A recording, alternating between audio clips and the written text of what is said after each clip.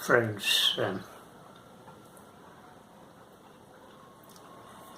in this discourse, we shall examine a couple of aspects relating to Asana and then Pranayama.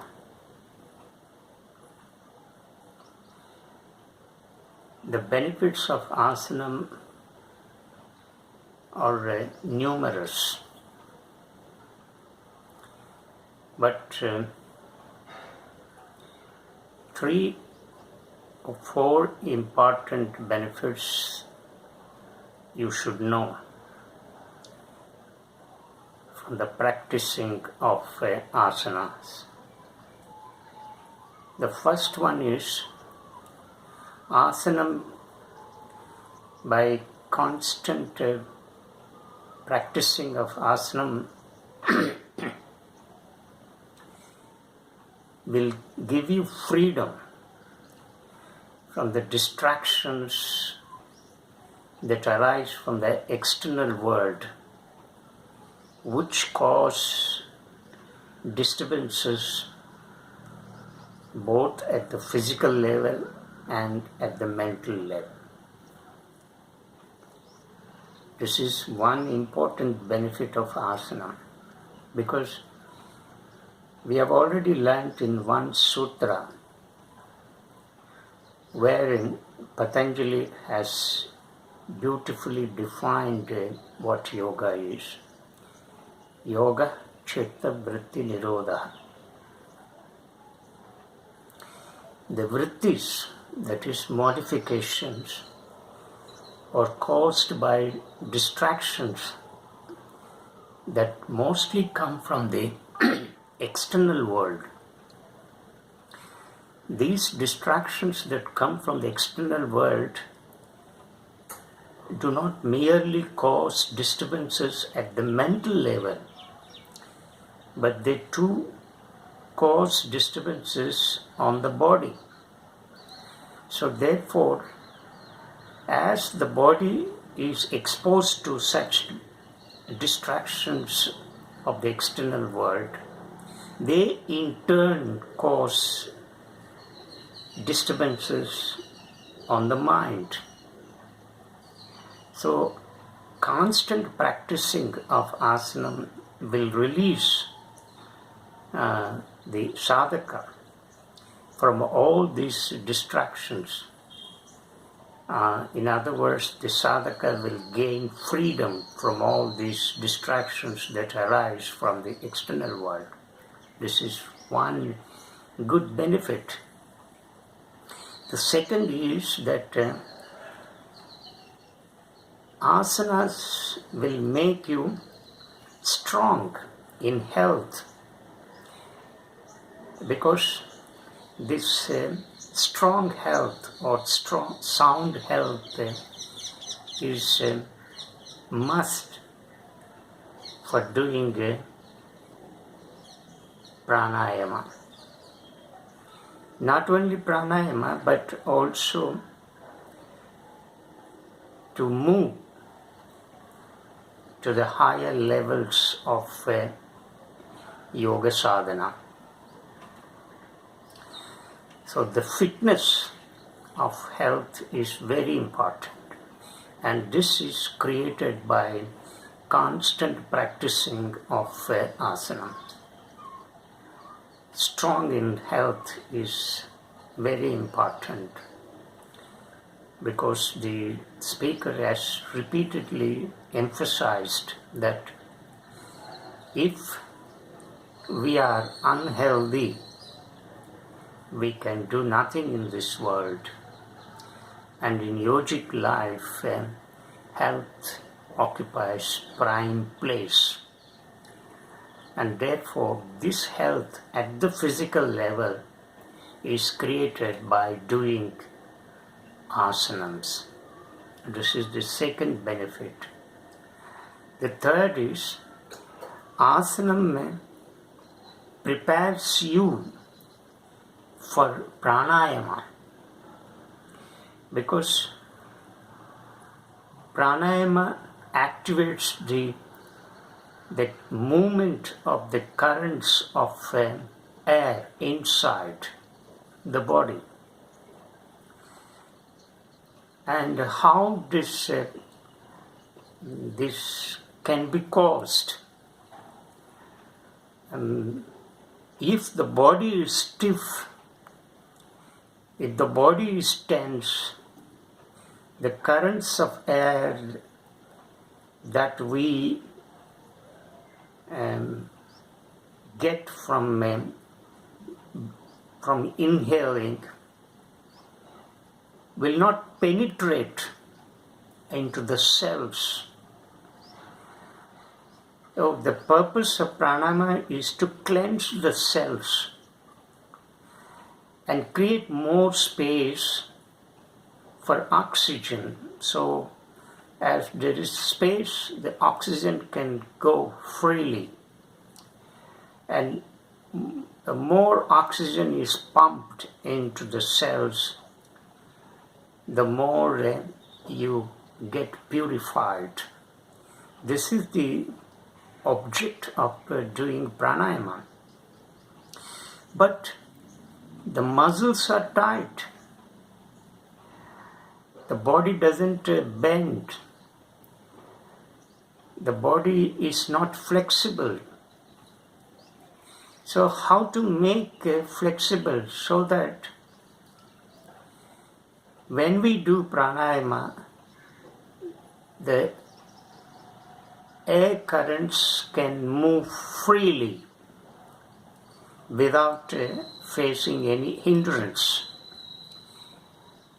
If the muscles are tight and stiff, they resist the movement of air inside, and therefore the muscles must be loosened.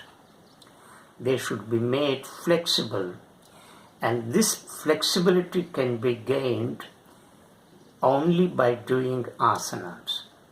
So that is why pranayama is to be performed only after performing asanas, not before asanas. If one wants to begin with pranayama and move to asana, then one should give a minimum of 1 hour gap. But as the speaker has said, the body must be made flexible.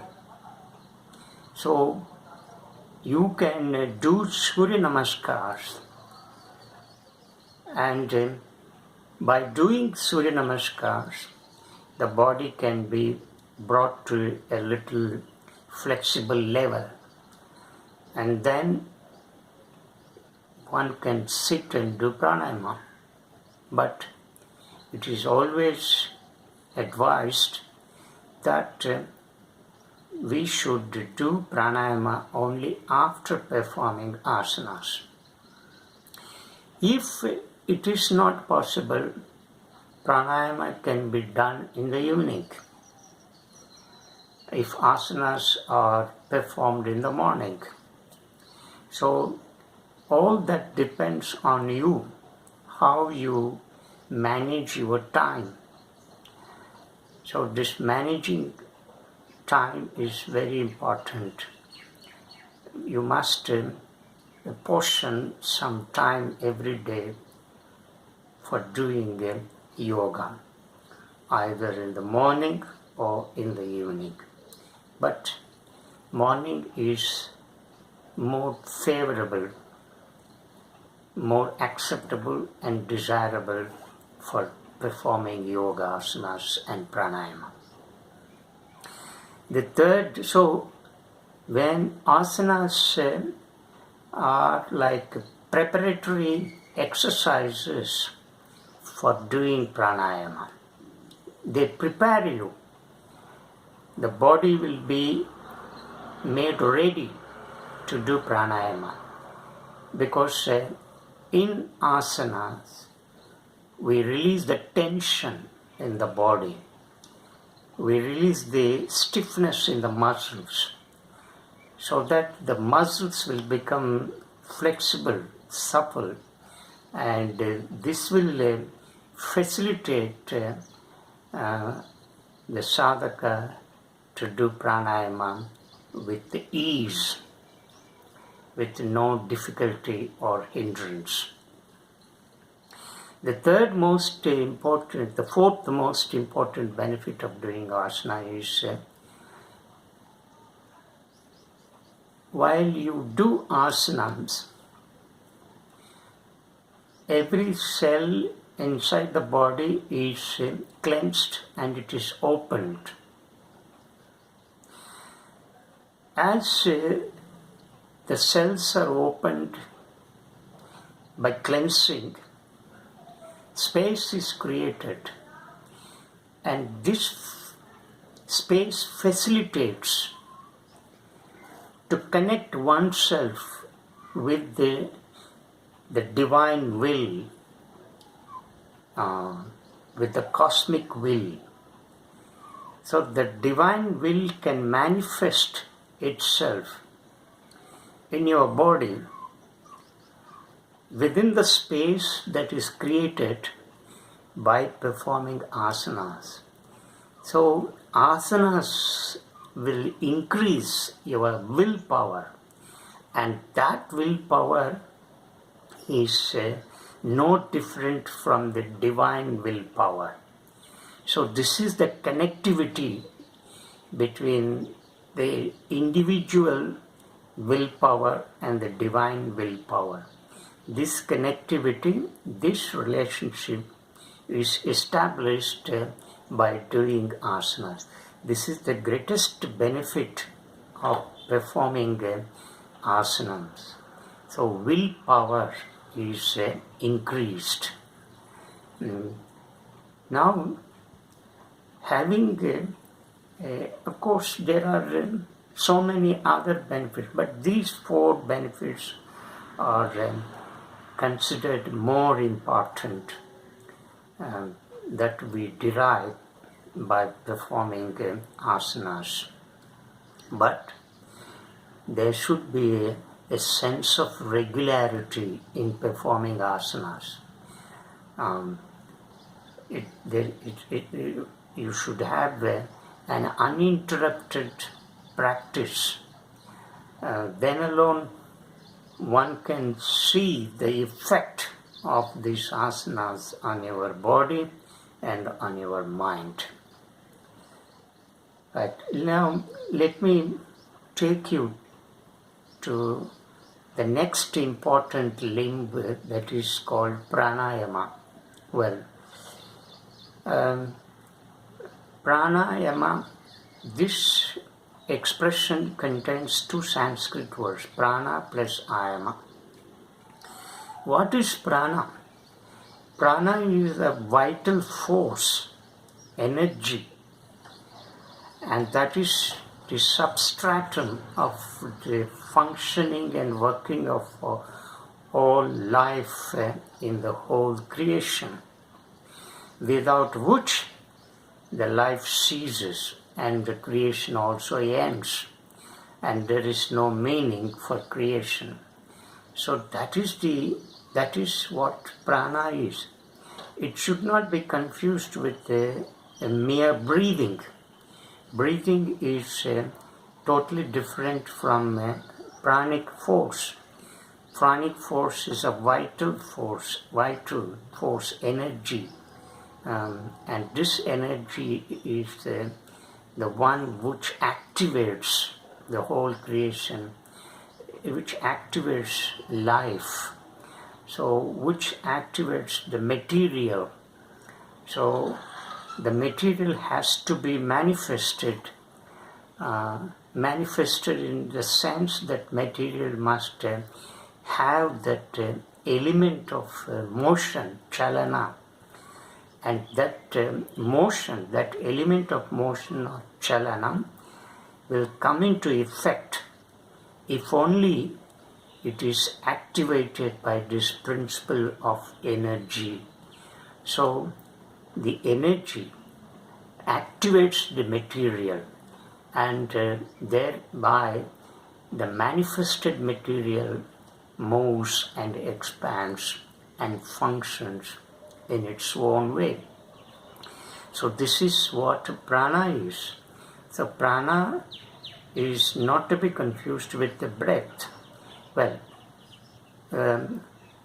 we shall come back to it little later.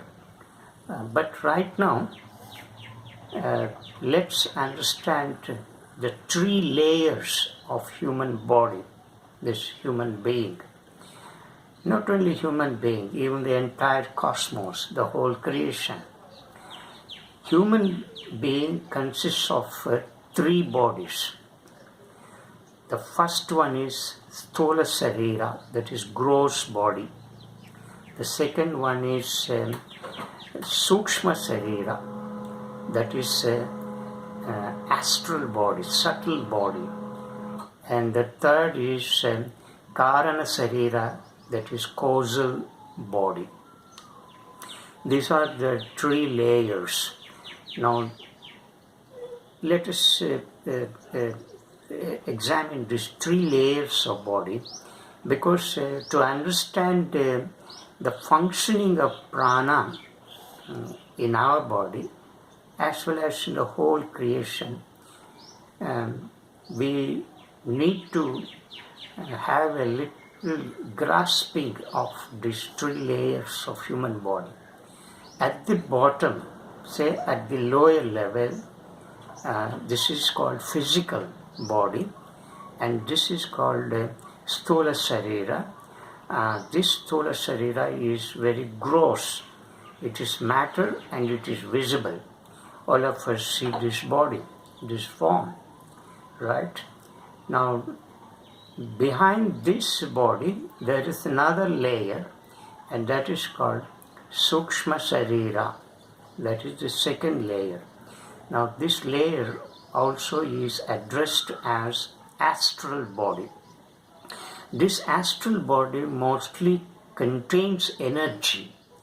That energy and the subtle mind, which is responsible for the functioning and working of the gross body, which is this Sthola Sarira. So the astral body is a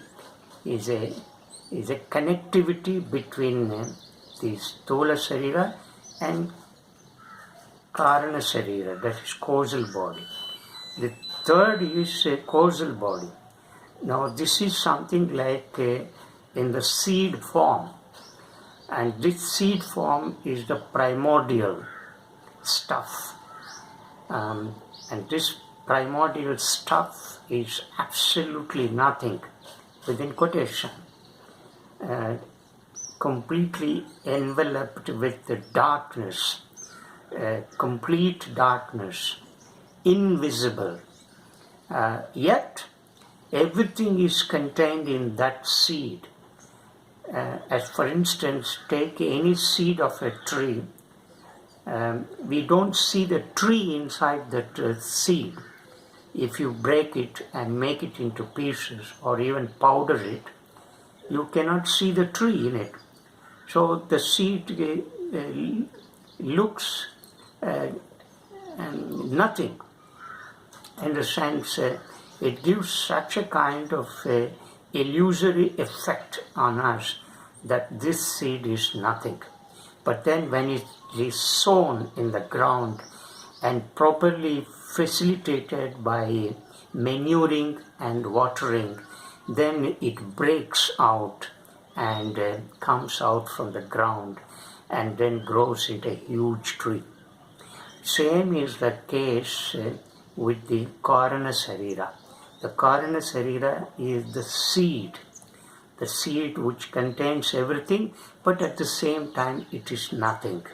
It is enveloped in the total darkness, ignorance within quotation, total ignorance. But this seed gets manifested, this Karana Sarira, which is in the form of seed, gets manifested through astral body, and takes the form of the Sthola Sarira.